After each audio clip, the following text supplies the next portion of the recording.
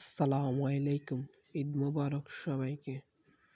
সকালে উঠে নামাজের জন্য রেডি হলাম। এখন নামাজে যাচ্ছি, দোয়া করো আমার জন্য। আজকের দিনটা আপনাদের সাথে থাকবো, ঈদের প্রথম থেকে শুরু করে শেষ পর্যন্ত। বলতে বলতে চলে আসলাম আমাদের ঈদগাহে নামাজ পড়ার জন্য। ঈদগাহে আমরা সবাই নামাজের অপেক্ষায় বসে আছি।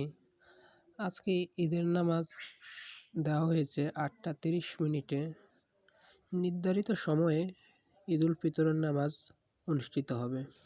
এর ফাঁকে একটু ভিডিও করে নিলাম আপনাদেরকে দেখানোর জন্য আমাদের এলাকায় কিভাবে ঈদের নামাজ আদায় করা হয়। এটা হচ্ছে আমাদের পবিত্র ঈদগাহ ময়দান। এখানে আমরা ঈদের নামাজ আদায় করে থাকি।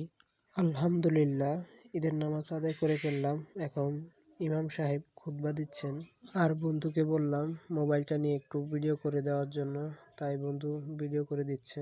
আমার ভিডিও করতে একটু শরম লাগে, তাই বন্ধু নিজে মোবাইলটা নিয়ে ভিডিও করে দিচ্ছে আমাকে। ইমাম সাহেব খুতবা দিচ্ছে।